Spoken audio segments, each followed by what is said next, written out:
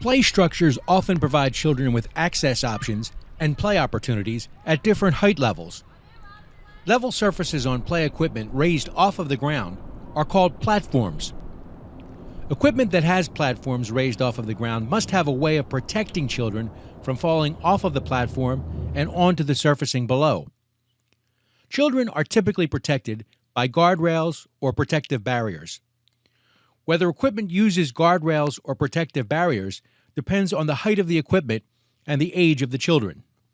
Protective barriers just keep children from falling off of a piece of equipment from a height that we wouldn't like them to see or is unintended.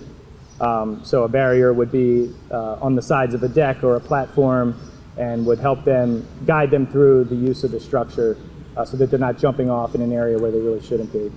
The guardrails would be on a lower height deck where we're really not concerned about the fall height, but we want to just control their travel through the playground, whereas a barrier is really meant to be an absolute obstacle to keep them from falling off of a deck that height or a platform that height. I think of a bridge when I think of barriers. When we're in our cars on bridges, they tend to have barriers so the cars don't veer off. When you're on just a regular residential street, there may be a little sign or a little guardrail, but you could veer off the road if you wanted to. That's kind of the difference to me. Barriers are designed to prevent both unintentional and deliberate attempts to get off of platforms.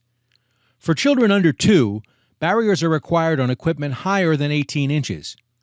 For children between 2 and 5, platforms raised more than 20 inches require a guardrail, and platforms greater than 30 inches high need protective barriers. For school-age children, platforms more than 30 inches have guardrails and greater than 48 inches have a barrier. These variations in equipment specifications for different age groups are one of the primary reasons young children of different ages need separate playground spaces. Make sure children use play equipment appropriate to their physical skills.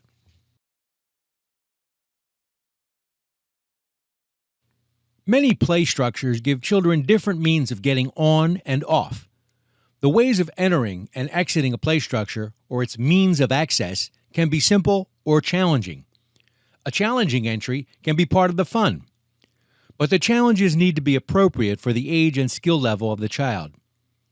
Equipment offering the most complicated means of access should only be available for older, more capable children. The hazards related to points of access relate primarily to the age of the child that is using the access. When you have children age 6 months to 2 years or 2 years to 5 years, you want to be sure that you always have either a stairway or a very safe ramp, not only to make it safe to get onto the equipment, but also if they get up onto a piece of equipment and they get scared, they want to leave, they have a safe way of egress, a safe way of getting off of that piece of equipment. Ramps and straight stairways are the easiest and safest choices for children under 2. Ramps and stairways should have handrails so children can balance themselves as they climb. Step ladders and rung ladders are the next level up and are safe for children over 2 who have the required strength and balance. Arched climbers and flexible climbers are a fun challenge for physically confident preschoolers. There are many specifications related to steps, rungs, handrails, and ladders that ensure the equipment is sized appropriately for young children. Check the handbook for public playground safety if you have questions about whether your equipment is properly designed.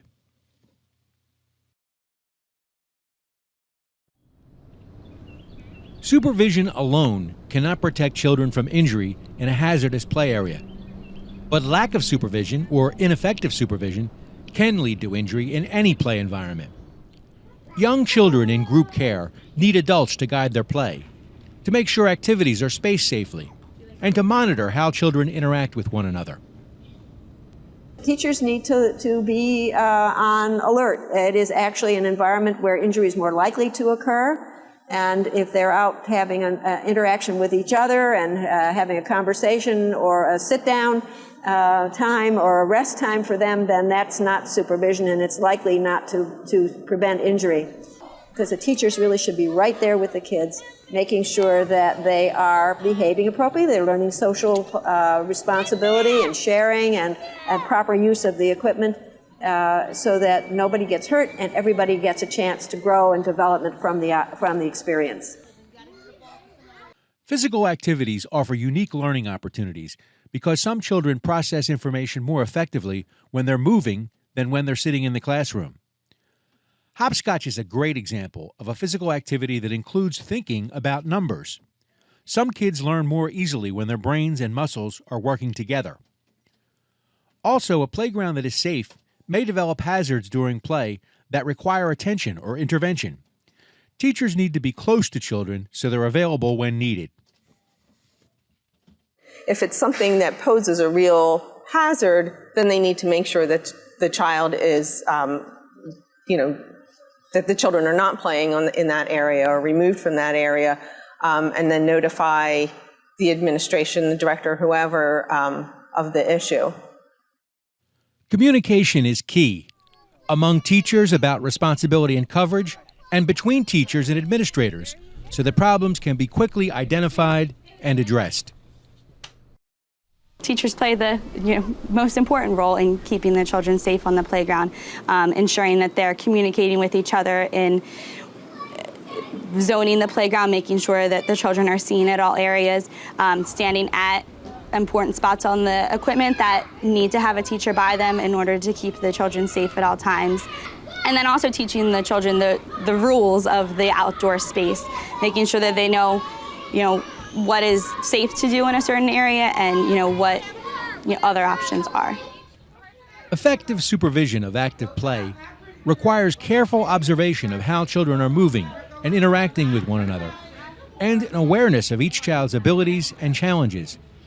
It's also important that teachers communicate and plan ahead to anticipate children's needs. A lot of times we have to know what we're going to do before we get out there, so it's not like everybody's all over the place. So one thing that we do is we communicate before we come out, so we know that, okay, well, you have the relay race, you have the jungle gym, and you have something else, you have a different activity that you want to do and the children like to do with you. So everybody is stationed, and we can communicate back and forth. If a child has to go to the bathroom, we'll let the teacher know, look, my area has to be covered because I have to take a child to the bathroom, and also make sure that our ratios are covered at all times. They're going to be able to really tell you where they can go physically when they're on a playground structure, as long as teachers are monitoring and, spotting and being near the children when they're on a climbing structure per se. They're kind of watching the child be able to, make that move to step up to something different, or it's really, the observation of the children is going to tell you what they can do physically. Active play is important even for the youngest children. Supervising infants during indoor and outdoor active play involves a revised set of priorities and a different focus. The supervision for infants is always by sight and sound. Older children, it's primarily by sight and sound, but can be by sound only as long as the children are in close earshot. So a little bit different with the infants because they always have to be seen, which with a smaller ratio of 1:4 in an infant program and having that supervision requirement for the teachers to be so close, they are watching for the children mouthing any items. If they're ripping grass out or they picked up a pebble that they found, the teachers are right there to be aware and make sure that the children are really safe and those things don't become a choking issue or a hazard for the children. Being involved in the design and installation of new play equipment can be exciting, but one temptation for early childhood educators is to try to fit in as many play structures as possible.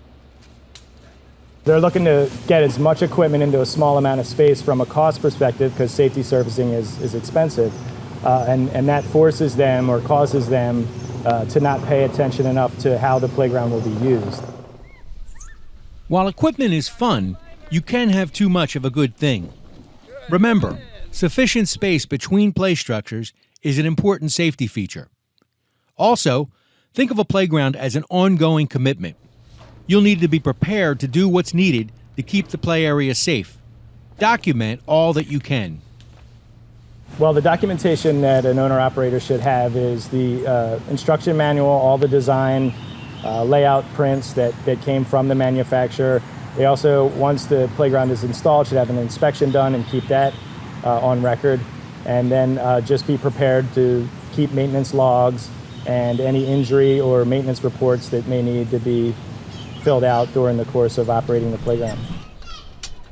Make sure you keep contact information for both the equipment manufacturer and the installer so that you can get input and help when you need it. And I was wondering if As much as we pay for this equipment, we would love it to last forever with no problems whatsoever. That's not always the case. There will be times where I may have to call and say, hey, I bought this equipment from you and something seems off. It seems like it's starting to separate. What should I do? So you want to know who to call. If you had someone install it, and I recommend, by the way, professional installation as opposed to just volunteers, because there are certain pieces of equipment that need to be put in very certain ways. There are specific requirements on how things go in. I recommend being able to call them and saying, hey, you installed this for me, but now it's starting to move. Can you come over and take a look at it? So always your warranty, always your maintenance plan, so you know when maintenance should be done. Always any certifications, whether it's been tested to be ASTM compliant, CPSC compliant, and then of course contact information so that you can reach everyone should there be an issue. Playgrounds don't stay safe on their own. Play equipment breaks down with usage and over time. Maintenance is critical. The key to effective maintenance is regularly scheduled inspections. There are two levels of play equipment inspection. There's a low-frequency playground inspection and a high-frequency playground inspection. The high-frequency playground inspection is one where you're looking for the depth of safety surfacing, anything broken, anything missing, that kind of thing. The low-frequency inspection is a more in-depth inspection where you're looking for worn hardware, worn moving parts, rust and chipping paint, sort of degradation of the playground equipment, that kind of thing. A basic high-frequency inspection should be done every time you bring children onto a playground. A low-frequency, in-depth inspection should occur about once a month or as often as recommended by the equipment manufacturer. All inspections should look closely at safety surfacing. Safety surfacing should be maintained. That's probably the most difficult part to maintain, because if you have engineered wood fiber or even rubber, other types of sand, other types of safety surface, regular attention needs to be given to them to make sure that they're providing the adequate resiliency and that they have the adequate depth to provide for the fall heights of your equipment. When the teachers are coming out onto the playground, they should certainly look for any hazards, safety hazards, broken material, broken equipment, fallen branches, maybe animals if the playground is located near an area where that would be a concern, trash or debris that might need to be cleaned up. Just doing an overall assessment of the area and the play equipment upon initially coming out. And then if appropriate with the weather, if there's anything to look for, ice or snow accumulation that might be unsafe for the children. If a problem is identified during an inspection, programs should have an established procedure for reporting the problem and responding effectively. So if we can't fix it right then and there, we'll barricade the area so the children will not be able to get to that, have access to that particular area, and also have a teacher standing at that close to that section so they'll be okay, so the kids won't get access to it. We have a maintenance person, so we can call the maintenance person after the children are finished utilizing the playground, and they'll come fix it. And normally it's in a reasonable time. Remember, supervision alone cannot protect children from playground hazards. If children cannot be prevented from using a damaged piece of equipment, don't use the playground until the equipment is repaired. Every time a playground is used, it should be inspected before the children go out to use it. And when you do that, you're going to look for anything that's broken on the playground that may have been the breakage may have been caused by vandalism overnight. You want to look for anything that has been brought into the playground that shouldn't be there, like a chair or a rock or a broken limb. Scheduled playground inspections should follow a plan. Playground safety checklists are available to help early childhood professionals know what to look for. For example, you can use the daily and monthly inspection form in Appendix O of Model Child Care Health Policies, a publication available on the Excels website at www.excels-healthychildcarepa.org, or the Active Play inspection portion of the Safety Checklist for Active Play in Healthy Young Children, available from NAEYC, the National Association for the Education of Young Children. Playground equipment companies supply inspection and maintenance information with their playground equipment, so that's another resource for teachers when they're looking to inspect and maintain their own playground. A professional inspection should be conducted after new equipment is installed, and then periodically afterward, as recommended by the manufacturers and installers. But daily and monthly inspections can be conducted by early childhood staff. You're not going to have a CPSI come out daily or weekly to inspect your playground, so it's important to have people in staff that can do that in-house and do it regularly. A CPSI can give them a small amount of training, which will help them. I mean, usually it's pretty routine, and you could fill out a log, so it's going to ask the person the questions that they need to fill out each day or each week, whatever your maintenance schedule has you do. There isn't one standard response to every hazard identified during an inspection. The appropriate response will depend on the risk of injury presented by the hazard. Well, when the hazard is identified, priority will be given to it. And depending on the priority that's given to that particular hazard, it may require immediate action, it may require removing that piece of equipment, or it may require just budgeting to replace that piece of equipment, depending on the severity of the hazard. Again, communication is vital. It's not helpful, in my opinion, to find something hazardous and keep it to yourself. Even if you tell it to your director or maintenance person or whomever might be in charge of correcting that, if the other teachers don't know, there's a very strong possibility that they'll take their class outside or into the playroom if it's an indoor environment, and that hazard will not have been addressed and a child could be injured. Around it, and then I'll have Mr. George take a look at it. You've reached the end of this professional development program about keeping kids safe during active play. Being aware of potential hazards will help you know when a playground is safe and when it's better to provide opportunities for active play without play equipment. Remember, young children need daily physical exercise, and they love to run and play outdoors. If you give kids like 20 minutes outside, running around, letting them be free, they'll calm down easier, they can focus more, getting them moving and motivating them to learn how to use all their body parts, to help them not be obese. I think it's so sad that we have so many children that are obese because they're not getting outside enough. As a teacher of young children, make sure you and the kids in your care get the exercise you both need. Early childhood professionals have a great deal of influence over the children and families they serve, so make sure you model healthy habits and promote active play.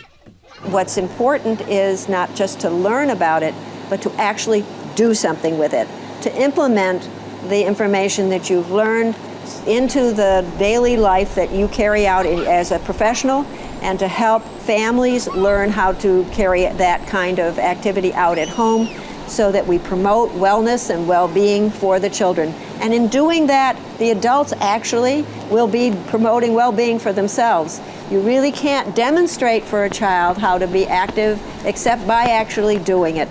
So the more that we can encourage the adults who are with children to do physical activity with them and to include it as an integral part of the daily life that you lead, the healthier and happier and better off all of us will be.